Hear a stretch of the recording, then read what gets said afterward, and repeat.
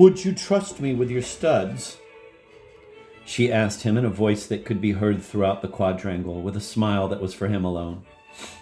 There was no help for it. He quickly extricated from his shirt front the black pearl and the pink. Her thanks had a special emphasis. The McKern placed the magic canister before her on the table. She pressed the outer sheath down on it. Then she inverted it so that the contents fell into the false lid. Then she opened it, looked into it, and exclaiming, "Well, this is rather queer," held it up so that the audience whose intelligence she was insulting might see there was nothing in it. "Accidents," she said, "will happen in the best regulated canisters, but I think there is just a chance that I shall be able to restore your property. Excuse me for a moment." She then shut the canister, released the false lid, made several passes over it, opened it, looked into it, and said with a flourish, "Now I can clear my character." Again she went among the crowd, attended by the McKern, and the loans, priceless now because she had touched them, were in due course severally restored. When she took the canister from her acolyte, only the 2 studs remained in it. Not since the night of her flitting from the Gibbs' humble home had Zuleika thieved. Was she a backslider? Would she rob the Duke and his heir presumptive, and Tanville Tankertons yet unborn? Alas, yes. But what she now did was proof that she had qualms, and her way of doing it showed that for legerdemain, she had after all a natural aptitude which properly trained might have won for her an honorable place in at least the second rank of contemporary prestidigitators. With a gesture of her disengaged hand, so swift as to be scarcely visible, she unhooked her ear rings and passed them into the canister. This she did as she turned away from the crowd on her way to the Duke. At the same moment, in a manner technically not less good, though morally deplorable, she withdrew the studs and, quote, vanished, end of quote, them into her bosom. Was it triumph or shame, or of both a little, that so flushed her cheeks as she stood before the man she had robbed? Or was it the excitement of giving a present to the man she had loved? Certain it is that the nakedness of her ears gave a new look to her face, a primitive look, open and sweetly wild. The Duke saw the difference without noticing the cause. She was more adorable than ever. He blenched and swayed as in proximity to a loveliness beyond endurance. His heart cried out within him. A sudden mist came over his eyes. In the canister that she held out to him, the 2 pearls rattled like dice. "Keep them," he whispered. "I shall," she whispered back almost shyly. "But these are for you." And she took one of his hands and, holding it open, tilted the canister over it, and let drop into it the 2 ear rings, and went quickly away. As she reappeared at the table, the crowd gave her a long ovation of gratitude for her performance. An ovation all the more impressive because it was solemn and subdued. She curtsied again and again, not indeed with the timid simplicity of her first obeisance, so familiar already was she with the thought of the crowd's doom, but rather in the manner of a prima donna, chin up, eyelids down, all teeth manifest, and hands from the bosom flung ecstatically wide asunder.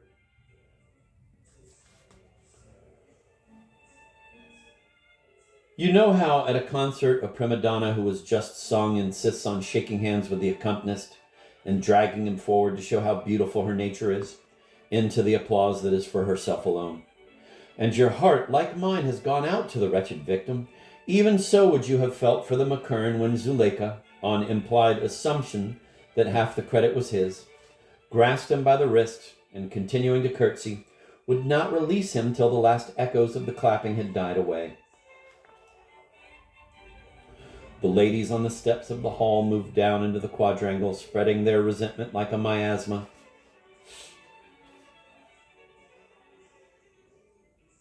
The tragic passion of the crowd was merged in mere awkwardness.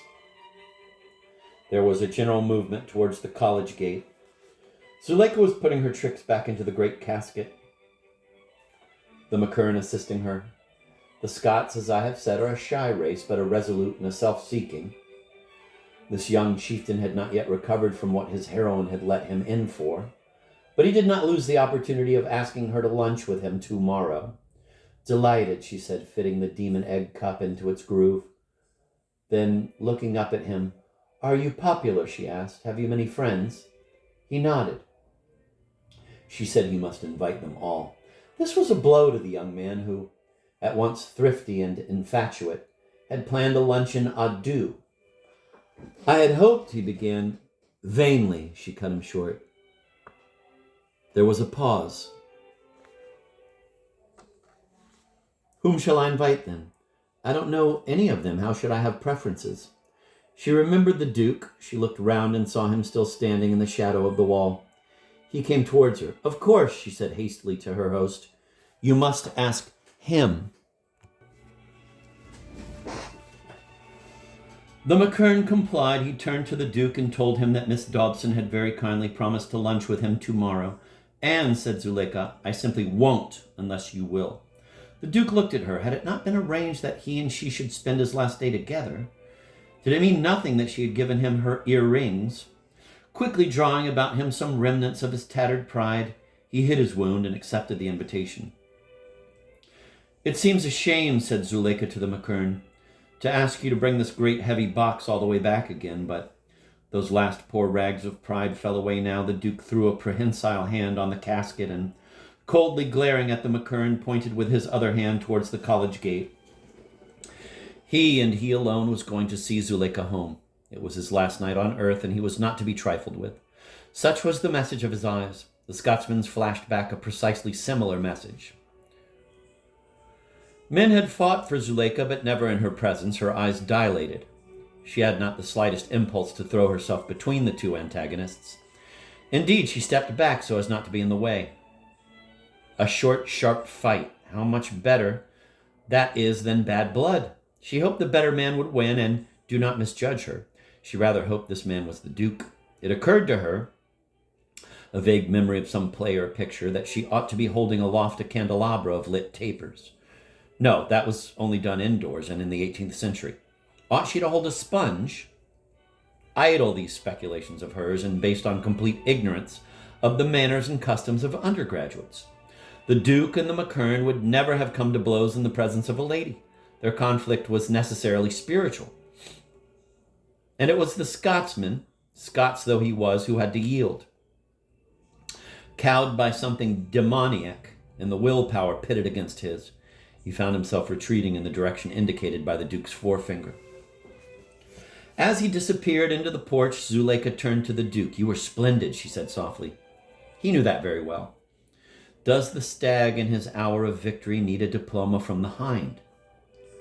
Holding in his hands the malachite casket that was the symbol of his triumph, the Duke smiled dictatorially at his darling.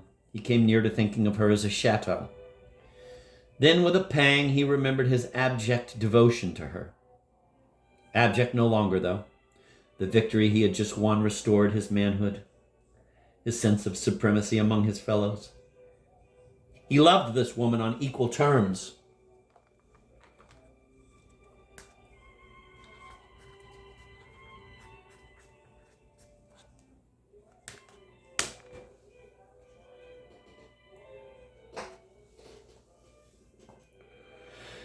She was transcendent. So was he, Dorset.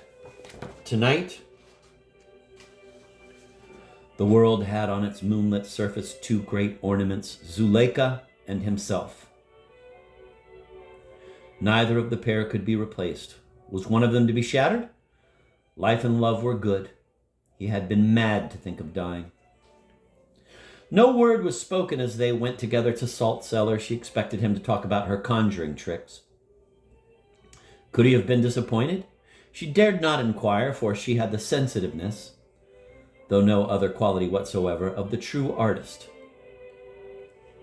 She felt herself aggrieved. She had half a mind to ask him to give her back her earrings, and by the way, he hadn't yet thanked her for them. Well, she'd make allowances for a condemned man, and again she remembered the omen of which he had told her. She looked at him and then up into the sky. "This same moon," she said to herself, "sees the battlements of Tankerton. Does she see two black owls there? Does she hear them hooting?" They were in Salt Cellar now. "Melisande," she called up to her window. "Hush," said the Duke. "I have something to say to you." Well, you can say it all the better without that great box in your hands. I want my maid to carry it up to my room for me. And again she called out for Melisande and received no answer. I suppose she's in the housekeeper's room or somewhere. You had better put the box down inside the door. She can bring it up later. She pushed open the postern, and the Duke, as he stepped across the threshold, thrilled with a romantic awe. Re-emerging a moment later into the moonlight, he felt that she had been right about the box. It was fatal to self-expression, and he was glad he had not tried to speak on the way from the front quad.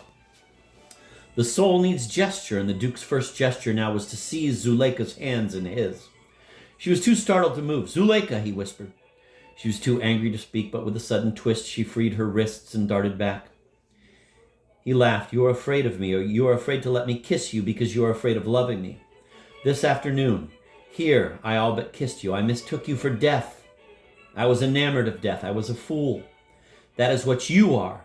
You, incomparable darling. You are a fool. You are afraid of life. I am not. I love life. I am going to live for you. Do you hear?" She stood with her back to the postern.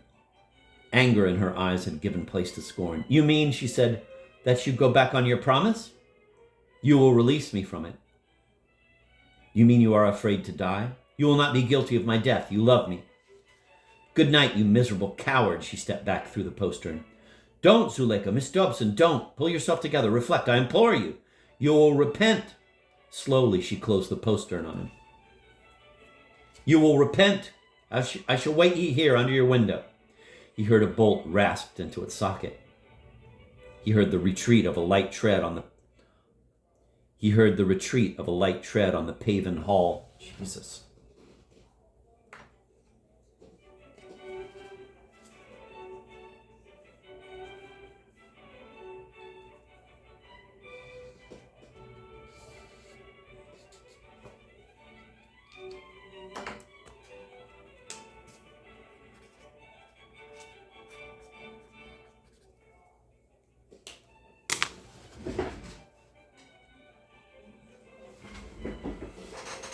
And he hadn't even kissed her. That was his first thought. He ground his heel in the gravel, and he had hurt her wrists. This was Zuleika's first thought as she came into her bedroom. Yes, there were 2 red marks where he had held her. No man ever dared to lay hands on her. With a sense of contamination, she proceeded to wash her hands thoroughly with soap and water. From time to time, such words as cad and beast came through her teeth. She dried her hands and flung herself into a chair, arose and went pacing the room. So this was the end of her great night. What had she done to deserve it? How had he dared? There was a sound as of rain against the window. She was glad the night needed cleansing. He had told her she was afraid of life. Life! To have herself caressed by him. Humbly to devote herself to being humbly doted on. To be the slave of a slave. To swim in a private pond of treacle. Ugh! If the thought weren't so cloying and degrading, it would be laughable. For a moment, her hands hovered over those 2 golden and gemmed volumes encasing Bradshaw and the ABC Guide. To leave Oxford by an early train, leave him to drown unthanked, unlooked at. But this could not be done without slighting all those hundreds of other men. And besides, again that sound on the window pane. This time it startled her. There seemed to be no rain. Could it have been little bits of gravel? She darted noiselessly to the window, pushed it open, and looked down. She saw the upturned face of the Duke. She stepped back, trembling with fury. Staring around her, inspiration came. She thrust her head out again. "Are you there?" she whispered. Yes, I knew you would come." "Wait a moment, wait." The water jug stood where she had left it, on the floor by the washstand. It was almost full, rather heavy. She bore it steadily to the window and looked out. "Come a little nearer," she whispered. The upturned and moonlit face obeyed her. She saw its lips forming the words, "Zuleika." She took careful aim. Full on the face crashed the cascade of moonlit water, shooting out on all sides like the petals of some great silver anemone. She laughed shrilly as she leapt back, letting the empty jug roll over the carpet. Then she stood tense, crouching, her hands to her mouth, her eyes askance, as much to say, "Now I've done it." She listened hard, holding her breath. In the stillness of the night was a faint sound of dripping water, and presently of footsteps going away. Then stillness unbroken.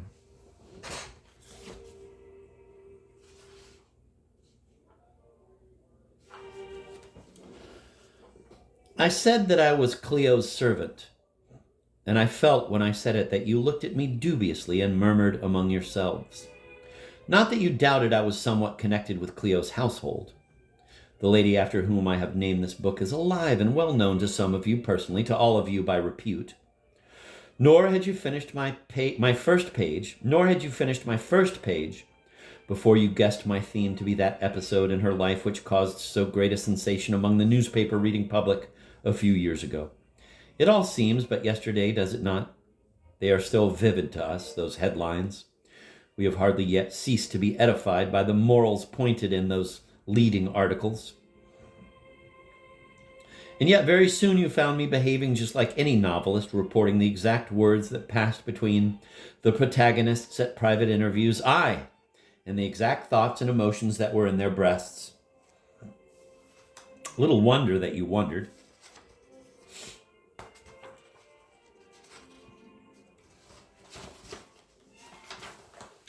Let me make things clear to you. I have my mistress leave to do this at first for reasons which you will presently understand. She demurred. But I pointed out to her that I had been placed in a false position and that until this were rectified, neither she nor I could reap the credit due to us. Know, then, that for a long time Cleo had been thoroughly discontented.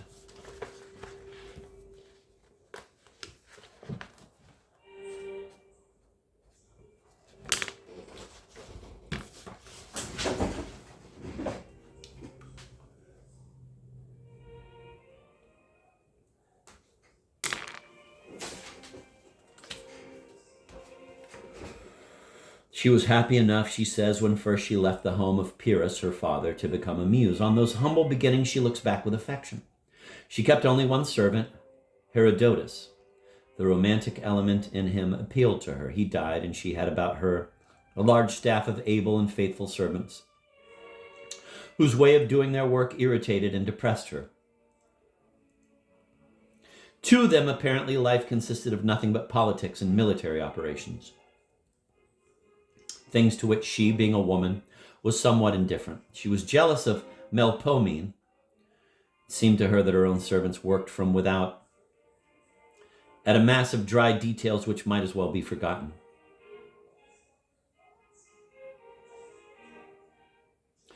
Melpomene's worked on material that was eternally interesting, the souls of men and women, and not from without either, but rather casting themselves into those souls and showing to us the essence of them. She was particularly struck by a remark of Aristotle's that tragedy was, quote, more philosophic, end of quote, than history, inasmuch as it concerned itself with what might be, while history was concerned with merely what had been. This summed up for her what she had often felt but could not have exactly formulated. She saw that the department over which she presided was at best an inferior one. She saw that just what she had liked and rightly liked in poor dear Herodotus was just what prevented him from being a good historian. It was wrong to mix up facts and fancies. But why should her present servants deal with only one little special set of variegated facts of life?